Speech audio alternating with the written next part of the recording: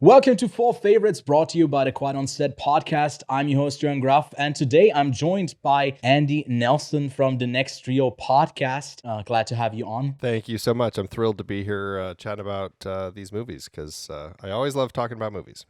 Yes, you certainly do. You've been in the business for over 10 years, right, in podcasting. Yeah. Glad to get your perspective on a theme this month. We're doing animation for December. You know, it's always hard to narrow down a list, I feel like. And I know that you wanted to give us a really rich selection of films that maybe some other people wouldn't have put on there. Maybe some films that you like even more. What are some of the films that didn't make it onto your final list, but you want to give some honorable mentions? Yeah, and I certainly appreciate that because it's such a rich field. There are so many amazing animated films out there, and I mean, obviously, it's hard to deny like so many great things that starting with like Walt Disney and a lot of the things that were put out through Disney Animation Studios and then Pixar and their family. And so, I mean, Toy Story has a near and dear place to my heart, is probably one of my favorites. A lot of it because I was actually working at Walt Disney World at the time it came out. And so it was there was a whole rollout that went along with that it just ended up making that film kind of perpetually like special to me. Along with like Finding Nemo, Ratatouille, Pixar has so many great ones. And then Disney, you look at stuff like Fantasia, which I think is such a defining film for what you could do with animation that wasn't necessarily focused on the storytelling. And so that's a favorite of mine. And then stuff like My Neighbor Totoro.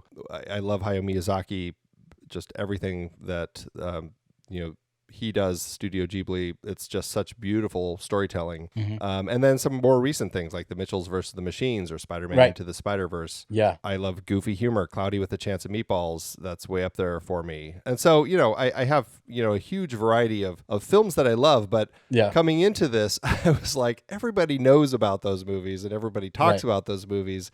And in the world of animation, I was like, well, what's something that's a little more unique?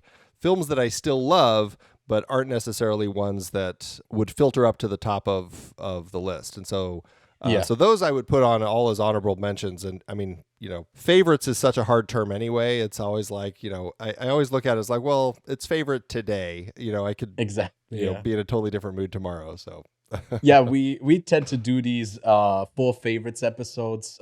We used to do them even before with the podcast, and we did them like every year or so far, and the lists completely changed. So I feel like it's always just a selection of the right now, and it's fair to say that I think there's no Pixar anymore on your list. There's no Ghibli on your list. There's no Sony Animation, the more recent one. So we're getting some different stuff in here. Lots of variety. So let's start off, get into your list. And first up, we got a really beautiful stop motion film from one of our most celebrated directors working today, from Wes Anderson, and that is 2018's Isle of Dogs. So why is that one on your list? Well, the thing I love about Wes Anderson, and I've been a fan of his pretty much since the beginning, like with Rushmore, I really kind of clicked with his style of storytelling. And, he is such a unique way that he crafts his worlds and develops his characters, and kind of the production design, as his budgets have kind of continued increasing, it just gets more and more specific, such a structured image and camera placement and camera movement. Everything is so designed. And then when he crossed into the world of animation with Fantastic Mr. Fox, it was like even more options for Wes Anderson to even be more structured with everything that he was doing. And I liked Fantastic Mr. Fox, but when I saw Isle of Dogs, I was like, oh my God, this, like, everything is clicked for him. I loved the story. It was such a unique, interesting story. Dog stories are generally something that are very easy to love anyway. And just this journey that we had with this really fantastically grumpy dog, Chief, who is a stray on this Isle of Dogs because they're, in Japan, there had been this outbreak, and they sent all the dogs off to live on this trash island that eventually became called Isle of Dogs. And we just kind of follow this pack of dogs as this kid, this 12-year-old kid named Atari, he runs to the island to go find his dog Spots. And this pack of dogs ends up kind of helping this kid. And it's just this journey of these dogs and this, like, helping this kid trying to find his owner. And then I'm not going to spoil anything, but as we get to that reveal later in the film, I mean, it's just incredibly, incredibly touching, and it's such an easy story to love. It's one of my son's favorites, and so it's very like it's one of those films that I can just put on and I can know he and I will just sit back and we'll just love every moment of it because it's just I don't know, for a stop motion animation film, I end up finding it to be so emotionally heartwarming, especially as we get to the end. So Yeah, it's something that just Wes Anderson is so great at, and I feel like stop motion is you need to be so meticulous, and he thrives in that. yeah, And the voice cast is also amazing. I feel like there's right. a star-filled cast here, but they all got some really unique voices as well. It's just not just the star power that's in here. But yeah, you can even manipulate your scenes and your actors even more if it's just in stop motion. I feel like Wes Anderson really enjoys that. And what something else that I enjoy that he does is it's not just this story about this boy looking for his dog, but there's also like this level of politics that we're also Hmm. getting with the Yeah. whole thing about, the mayor is trying to like what he's up to, trying to get rid of all these dogs. And then there's this a scientist who's developing something that could cure all of this stuff. And so you're getting this Hmm. other story too. And so I like that he's, for I don't want to call any animation film ostensibly just a kids movie, but because I think animation can be really for everybody, and I think there are so many interesting types of stories that can be told with Hmm. animation. But I do think it's a story that is certainly probably more family friendly than some other films that he's done. Yeah. And it's a film like my kids can totally understand and get into and enjoy, and it has those other levels, and that's something I really love about it. Yeah, agreed there. And I think from one film about dogs, we moved to, well, another film about dogs. More of, I think, a grittier story overall about the survival, the desperate try to survive of two dogs on the run. The Plague Dogs from 1982 from Martin Rosen. So Right. tell us about that one. Yeah, this was Richard Adams wrote the book that this was Hmm. based on, and he had written Watership Down, which was one that I had been familiar with. I had seen it when I was younger. It always struck me as like a dark and powerful story. And this one was one that I just hadn't even heard of until somewhat recently. I heard it on Hmm. another podcast. I'm going to try to remember what it is, but I'm not sure I can. But anyway, they mentioned it, and I'm like, oh, I hadn't heard of this one, and I checked it out, and wow, talk about a film that just hits you. I mean, it's definitely one that warrants a trigger warning because there is, Yeah. scientific experiments being done on dogs in horrific, horrific ways.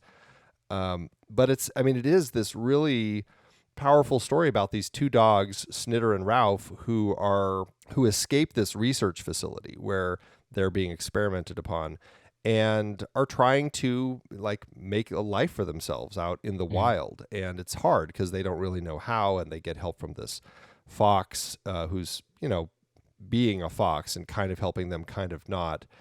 Yeah. And all they really want is to just live, and they're having mental issues because of some of the experiments and stuff. And meanwhile, the scientists have released this thing that these dogs have bubonic plague, and so everybody is trying to get these dogs, and they're just trying to live and be peaceful, but it's not working out. And so it ends up being this journey of two dogs looking for just a space to be happy. And Mhm.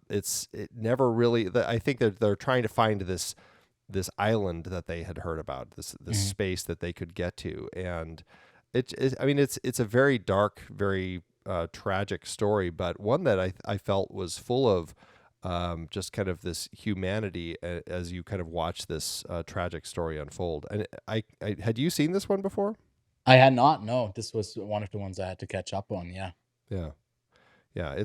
I mean, did you like it? What'd you think? It's pretty Um, dark. well, I felt like it was really, really dark, and, it was, it I just felt like they just couldn't catch a break. They always, No. fell into some more trouble, maybe sometimes out of their own foolishness, and some dumb stuff that they do, but then also stuff that is totally out of their control, and you Yeah. just really root for them to just get away and be happy. And Yeah. yeah, really Well, simple, it's an simple. and I think something that is unique with this particular film that works in the world of animation is it really puts you into the headspace of a dog who Yeah. doesn't know about human things and doesn't understand all of these different things that once they get out of the facility they're coming across these things that they just don't understand. And I felt the story really put us into that space where you're just, you're right there with them as they're trying to figure out how this world of man works. Yeah, exactly, and you are right along for the ride of them trying to grow as well in this world that they don't understand, and they just never get the room to do any of that. So that's Yeah. why it's always like also so harsh to yeah, see all of the things that they have to deal with. Yeah. Yeah. Yeah. Um, It's tough.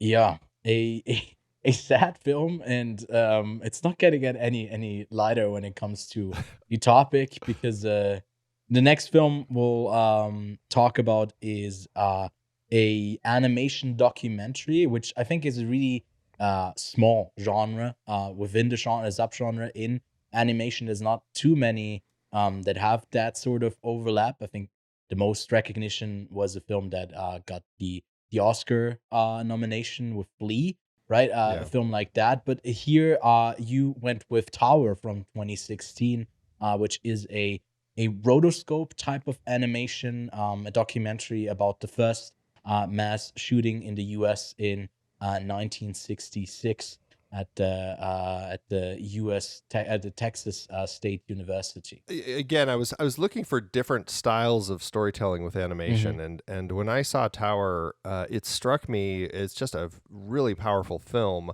Hmm. about the shootings at the University of Texas at Austin. That was it felt like they chose to do the rotoscoping style because they weren't going to be able to go film anything. Hmm. I don't think the University of Austin wanted them to come film there.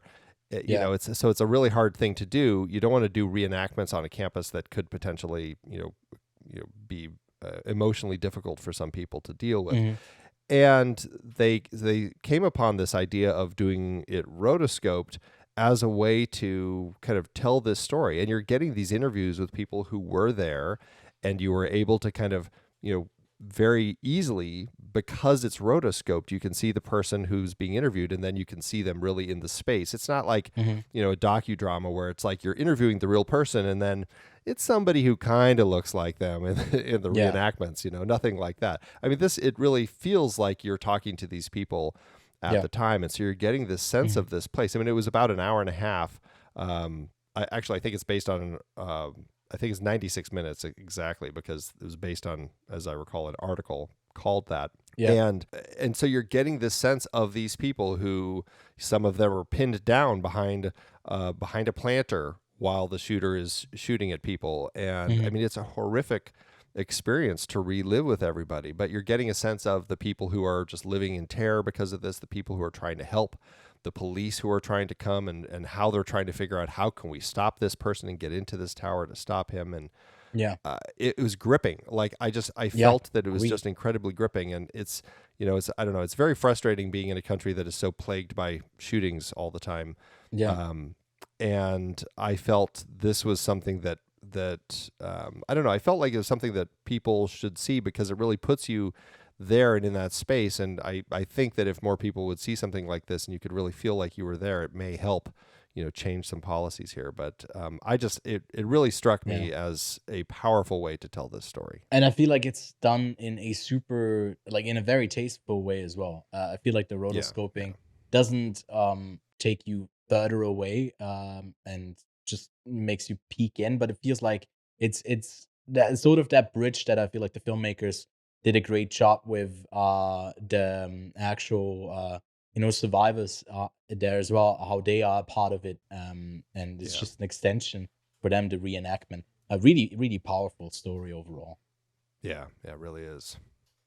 And like these movies are always on the verge of, I guess, how do you somewhat dramatize the scenario, because the shooter is there, you're trying to survive, and they do that super well. I was kind of surprised, because usually I feel like it's hard to justify why are we bringing this to into film form, for what reason.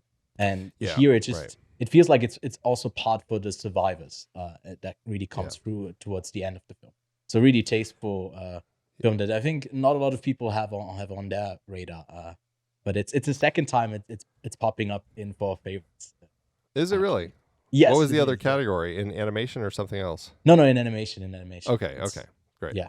It's yeah, it's a powerful one. It is, yeah. Lastly, we are moving over to another, iconic person when it comes to animation. Someone who passed away, unfortunately, way too soon.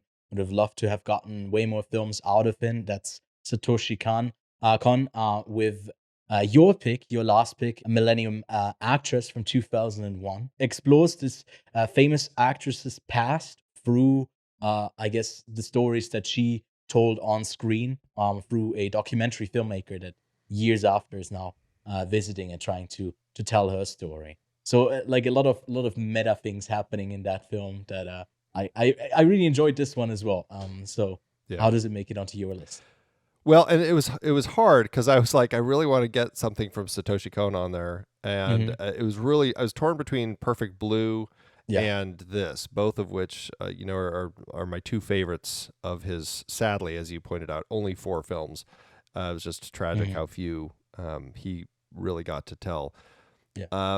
I what I love about this film is that it's looking at celebrity. It's looking at kind of this love story. You're looking at kind of just the humanity that and the lack of humanity that came during times of war and Hmm. conflict, and the struggles that people had during those times, and things that they had to give up. And it kind of crafts this mystery as this documentarian goes to interview this famous actress who's old now. And the way that he got in to interview her is because he had this gift for her, which was this key Hmm. that had been hers from ages ago. And that key kind of unfolds this mystery. And what what I think is really special about this film is the way that Cohn chose to craft it. By We go into these flashbacks as the documentarian and his cameraman are doing these interviews with her. And then as we go back in time and start following her story, they're there and they're like Hmm. in the space with them as they're like filming the story. And the cameraman is perpetually confused. And I love that about him. But you're Hmm. getting this unique take on the way, uh, these, you can enter these people's lives essentially as they're telling their stories. And her stories are so pervasive in society because of the movies that she's been in. And so you're getting the stories told through the films, the stories of her real life. The documentarian starts putting himself into the stories to be kind of her savior in some cases and stuff. And you Hmm. learn that he actually had been a part of her life. And so you get kind of this string of these stories that kind of build to this conclusion that is very touching and powerful. And it's really, I found it to be in the scope of ostensibly biopics. We'll call it a fictional biopic because they're Yeah. trying to tell the story of her. But you're getting it told in one of the most unique ways that I had ever seen. And so it just Hmm. struck me as again, this is the power of animation. This is the ability to take us into this world where so many different things from different time periods and everything are all kind of overlapping and intertwining in a way that felt like memories. And I don't know, I loved that about this film. Yeah, it's great how he kind of inserts himself into some moments where I guess it's usually just the way that he wants to save the damsel in distress, although Yeah, maybe right. she doesn't need saving in the real life story, uh, as often. But I yeah, it's another unique film that is a trademark for him to maybe confuse us, but also uh, make something that feels delightful, that you love to see on screen, something touching, but again, like slightly confusing. So he's really great with making some Yeah. iconic iconography that you can't really forget, that kind of stays with you. Oh yeah. Really, yeah.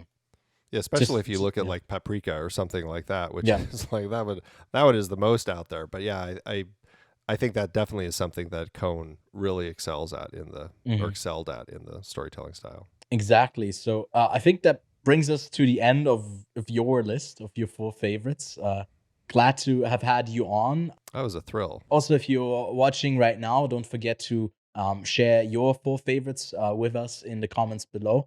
Love to see some pics, and maybe some people can let us know if they'll be watching your one of your picks as well.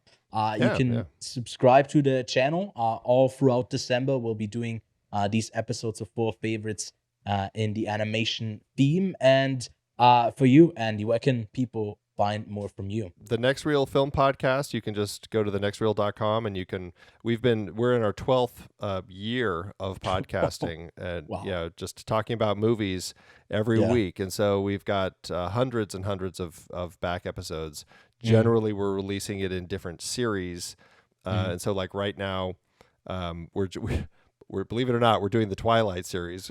We decided we really Yeah. need to tackle this and explore this. Mhm. And then we're going to do the Thin Man series, and so Yeah. we just cover all sorts of different films. But it's a lot of great conversations. Me and Pete are the hosts on that show, and you can learn more at thenextreel.com. Yeah, so definitely go check that out. Again, thanks for coming on, and maybe we'll have you on in the future again. So I'd love it. I'd love it.